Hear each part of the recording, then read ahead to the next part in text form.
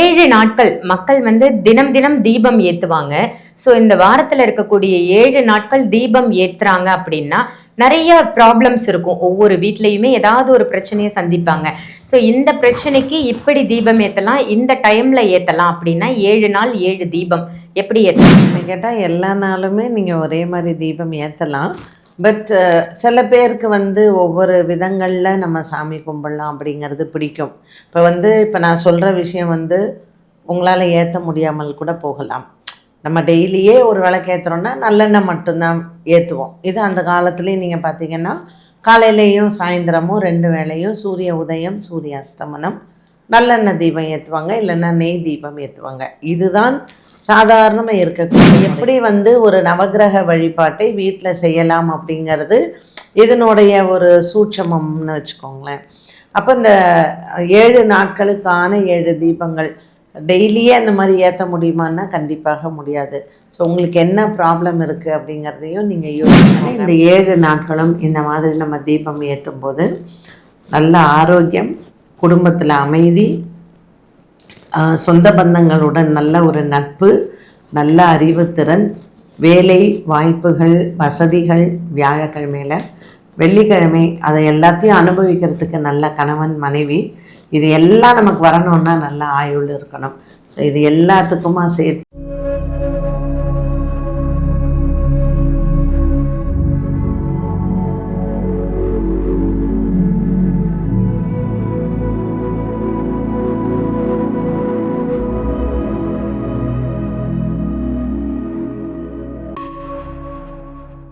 ஆன்மீக பரிகார நேயர்கள் அனைவருக்கும் அன்பான வணக்கங்கள். இன்னைக்கு நம்ம யாரை சந்திக்க வந்திருக்கோம் அப்படின்னு பார்த்தீங்கன்னா அஸ்ட்ராலஜர் பாரதி ஸ்ரீதர் மேடம் தான் சந்திக்க வந்திருக்கோம். வணக்கம் மேம். வணக்கம். வணக்கம் மேம். ஒவ்வொரு நாளும் நீங்க கொடுக்கக்கூடிய ஒவ்வொரு பதிவுகளும் ரொம்ப சூப்பரா நல்ல ஒரு பிரயோஜனமான பதிவா இருக்கு மக்களுக்கு.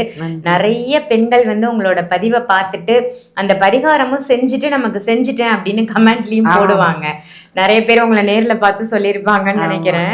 ரொம்ப ஹாப்பியா இருக்கும் மேம் அந்த மாதிரி விஷயங்களை நம்ம பார்த்து. நான் வந்து ஒரு சின்ன இன்சிடென்ட் சொல்றேன். என் ஹஸ்பண்ட் ஆஃபீஸ்க்கு நான் பொண்ணோட கல்யாண பத்திரிக்கை கொடுக்க போனேன். அங்கே ஒரு டெப்டி கமிஷனர் ரூமுக்கு நாங்கள் போகிறோம். ஒரு அசிஸ்டன்ட் கமிஷனர் அங்கே உட்காந்துருக்காங்க.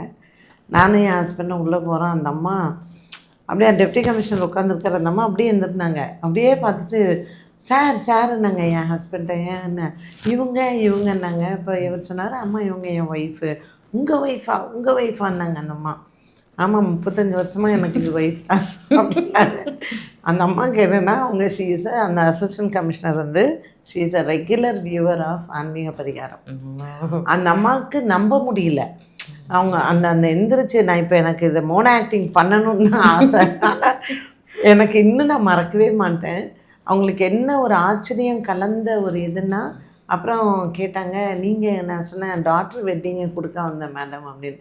ஸோ ஆன்மீக பரிகாரம் எந்த அளவுக்கு மற்றவங்கள மனசில் பதிஞ்சிருக்கு அப்படின்னா, இர்ரெஸ்பெக்டிவ் ஆஃப் யார் அப்படிங்கிறது, ஒரு சாதாரண வேலையில் இருக்கிறவங்கலேருந்து ஒரு படித்தவங்க, ஒரு பெரிய பதவியில் இருக்கிறவங்க கூட ஆன்மீக பரிகாரத்தை பார்க்குறாங்க. எதுக்குன்னா நம்ம கொடுக்கக்கூடிய கண்டென்ட்டு என்ன விஷயங்கள். நேற்று ஒரு பொண்ணு வந்திருந்தா திருவண்ணாமலையிலேருந்து. அவள் சொன்னால், நான் நைட்டு பதிவு பார்க்காம தூங்கவே மாட்டேன் மேடம், அது என்னமோ தெரியல, எங்கள் ஃபேமிலியில் நீங்கள் ஒரு மெம்பர் மாதிரி அப்படின்ட்டுன்னு. எனக்கு ரொம்ப சந்தோஷமாக இருந்தது. என்ன அப்படின்னா, நம்ம செய்யக்கூடிய ஒரு விஷயம் வந்து எவ்வளோ பிரயோஜனமாக இருக்குது அப்படிங்கிறதுக்கு. அண்ட் அதில் ஆன்மீக பரிகாரம் எந்த அளவுக்கு அவங்க அதுக்கு ஒரு பாலமாக இருக்காங்க. இட்ஸ் அ பிளாட்ஃபார்ம் இல்லையா? ஸோ ஆன்மீக பரிகாரம் கடல் தாண்டி கண்ட்ரீஸ் எவ்வளோ, ஆஸ்திரேலியாவாக இருக்கட்டும், அமெரிக்காவாக இருக்கட்டும், கேனடா, இங்கேருந்து எல்லாம், அதுவும் நிறைய ஸ்ரீலங்கன்ஸ் எனக்கு ஃபோன் பண்ணுவாங்க, இது மாதிரி நான் பதிவு பார்த்தேன் அப்படின்னு சொல்லிட்டு. So thank you so much. எனக்கு வந்து உண்மையிலேயே ஒவ்வொருத்தர் அவங்க கொடுக்குற ஃபீட்பேக்கில் வந்து I am so proud of myself. நான் தனியாக தான் எனக்கு வந்து இதை கற்றுக்கிட்டதாக இருக்கட்டும், இல்லை நான் கஷ்டப்பட்டு வந்ததாக இருக்கட்டும். இன்றைக்கி நிறையா லேடி அஸ்ட்ராலஜர்ஸ் இருக்காங்க. ஏன் ஸ்ரீவித்யாவே நிறைய பேர் அவங்க சேனலில் இன்ட்ரடியூஸ் பண்ணியிருக்காங்க. லேடி அஸ்ட்ராலஜர்ஸ் இன்றைக்கி நிறைய பேர் பேசுகிறது பெரிய விஷயமே கிடையாது. நான் 15 வருஷத்துக்கு முன்ன நான் பேசுகிறச்சு நிறைய எதிர்ப்புகள் இருந்தது. நான் வரக்கூடாது அப்படின்னு நிறைய பேர் நினச்சவங்கெல்லாம் இருக்காங்க. பட் அதெல்லாம் மீறி இன்றைக்கி நம்ம இவ்வளோ தூரம் வளர்ந்துருக்கோம் அப்படிங்கும்போது நிஜமாக நான் ரொம்ப என்ன நினச்சி பெருமைப்படுறேன். அண்ட் ஸ்ரீவித்யா ஒரு லேடியாக இருந்து இவ்வளோ தூரம் அவங்க ஒரு சேனல் நடத்தி நிறைய பேருக்கு அவங்க சான்ஸ் கொடுத்து பேச வைக்கிறாங்க. அதுக்கு அவங்களுக்கும் ஒரு பெரிய பாராட்டு சொல்லணும். Thank you ma'am, thank you so much. நீங்கள் தான் ஒரு மிகப்பெரிய பில்லர் ஆன்மீக பரிகாரத்துக்கு அப்படின்னு சொல்லணும். ஏன்னா நிறைய பேர் அந்த உங்கள் டாட்டரோட வெட்டிங்க்கு நான் வந்திருந்தேன், நிறைய பேர் அங்கே என்னை பார்த்துட்டு பேசினாங்க. ரொம்ப எனக்கு சந்தோஷமா இருந்தது.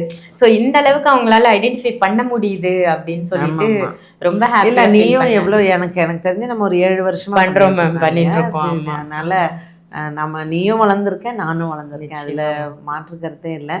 பட் மக்கள் அது எவ்வளோ தூரம் சப்போர்ட் பண்ணி பண்ணுறாங்க, அவங்களுக்கு தெரியுது எதெல்லாம் கரெக்டான விஷயங்கள் அப்படின்னு தேர்ந்தெடுக்கிறது. இன்னைக்கு வந்து ஜோசியா நிறைய பேர் பேசுகிறாங்க, ஆனால் ஃபீல்டில் நிறைய பேர் நிற்கிறதே கிடையாது. நீங்கள் ஒரு ஃபீல்டில் ஒருத்தர் இருக்கணும் அப்படின்னா ஃபஸ்ட்டு சப்ஜெக்ட் நாலேஜ் இருக்கணும். சப்ஜெக்ட் நாலேஜ் இல்லாமல் நீங்கள் எதையுமே பேச முடியாது. ஸோ வந்தார்கள் போனார்கள் மாதிரி தான் இருக்கும் இல்லைன்னா. அதனால் இன்றைக்கி நான்லாம் இவ்வளோ தூரம் நான் இருக்கேன், இல்லை இவ்வளோ விஷயங்கள் பேசுகிறோம் அப்படின்னா பெரியவங்கள்ட்டருந்து கற்றுக்கிட்டது. எந்தெந்த சப்ஜெக்டை யார்கிட்டேருந்து, இப்போ நம்ம அரகஜாவை பற்றி ஒரு பதிவு போட்டோம் பாருங்க, அதுவும் நான் அந்த தயாரிக்கிற ஒருத்தங்கள்ட்டருந்து நான் கற்றுக்கிட்டது.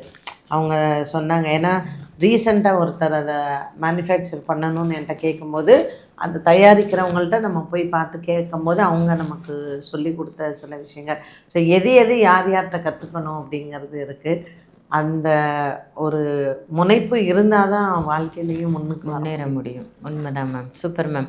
நம்ம இன்னைக்கான டாபிக் உள்ள போயிடலாம். 7 நாட்கள் மக்கள் வந்து தினம் தினம் தீபம் ஏற்றுவாங்க.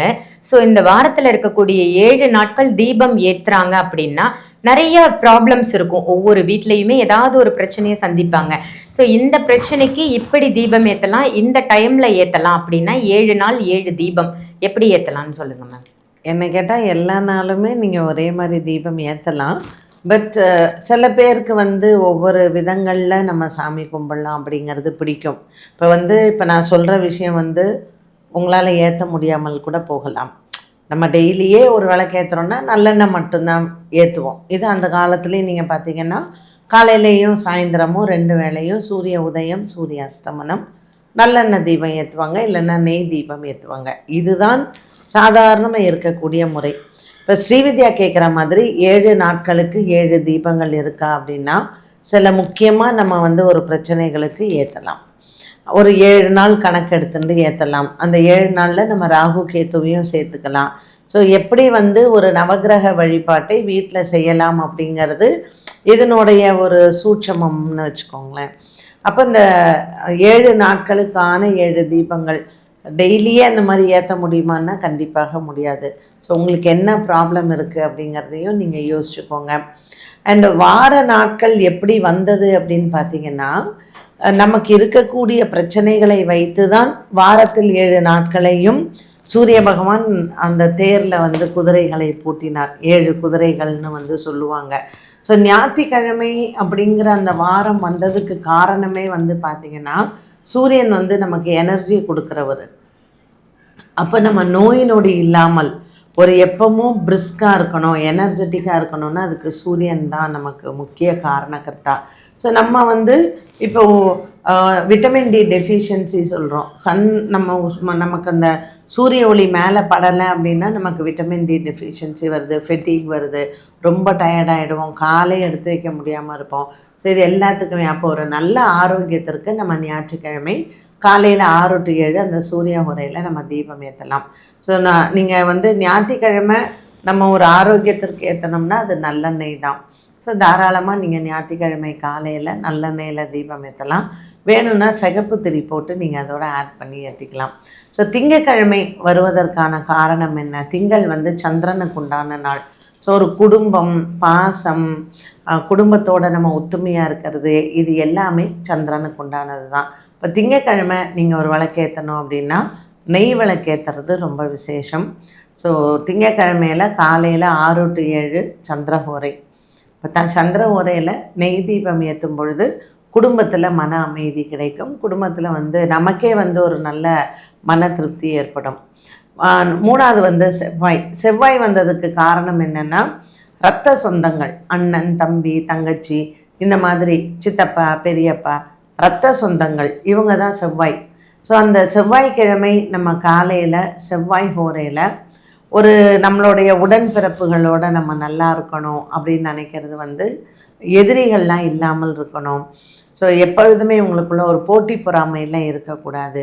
இதுக்கு செவ்வாய்க்கிழமை விளக்கேற்றலாம். இந்த செவ்வாய்க்கிழமை விளக்கேற்றுறது எப்படி ஏற்றணும் அப்படின்னு பார்த்தீங்கன்னா, இலுப்பு எண்ணெயில் ஏற்றுறது ரொம்ப விசேஷம். அதனால் டியூஸ்டே மார்னிங் இந்த செவ்வாய் ஹோரை 6 to 7 நம்ம எடுத்துக்கலாம். அடுத்தது புதன்கிழமை.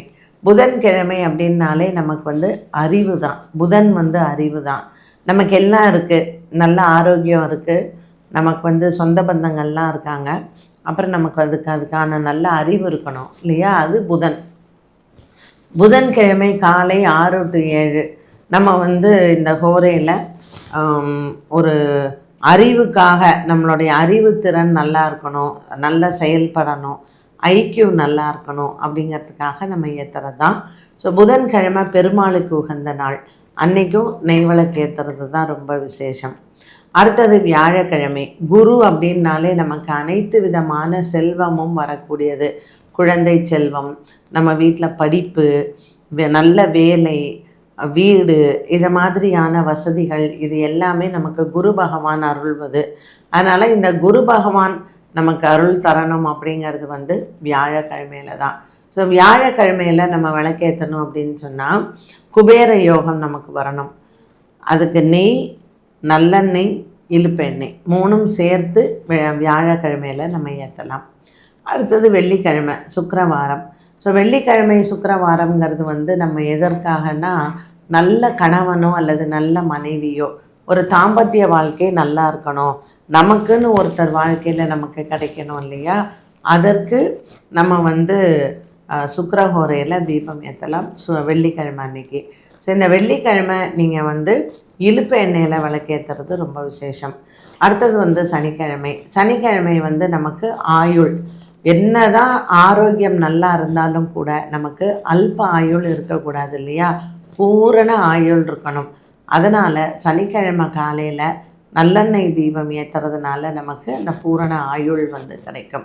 ஸோ யமனுக்கு உண்டான ஒரு நாள்னு சொல்லுவாங்க சனிக்கிழமையை. அதனால் இந்த 7 நாட்களும் இந்த மாதிரி நம்ம தீபம் ஏற்றும் போது நல்ல ஆரோக்கியம், குடும்பத்தில் அமைதி, சொந்த பந்தங்களுடன் நல்ல ஒரு நட்பு, நல்ல அறிவுத்திறன், வேலை வாய்ப்புகள், வசதிகள் வியாழக்கிழமையில். வெள்ளிக்கிழமை அதை எல்லாத்தையும் அனுபவிக்கிறதுக்கு நல்ல கணவன் மனைவி, இது எல்லாம் நமக்கு வரணுன்னா நல்ல ஆயுள் இருக்கணும். ஸோ இது எல்லாத்துக்குமா சேர்க்கணும். ஞாயிற்றுக்கிழமையிலேருந்து சனிக்கிழமை வரைக்கும் இந்த மாதிரி தீபங்கள் ஏற்றுங்க. இதனால் உங்களுக்கும் நிறைய பயன் இருக்கும். சூப்பர் மேம், ரொம்ப அழகாக சொன்னீங்க, தெளிவாகவும் சொன்னீங்க. ஏன்னா ஞாயிற்றுக்கிழமையிலேருந்து நம்ம சனிக்கிழமை வரைக்கும் இருக்கக்கூடிய இந்த 7 நாட்களை எப்படி பயன்படுத்திக்கலாம், டெய்லி ஏற்ற போகிறோம், என்ன மாதிரி விஷயத்துக்கு ஏற்றலாம் அப்படின்னு ரொம்ப நல்ல தகவல் மேம். நன்றி.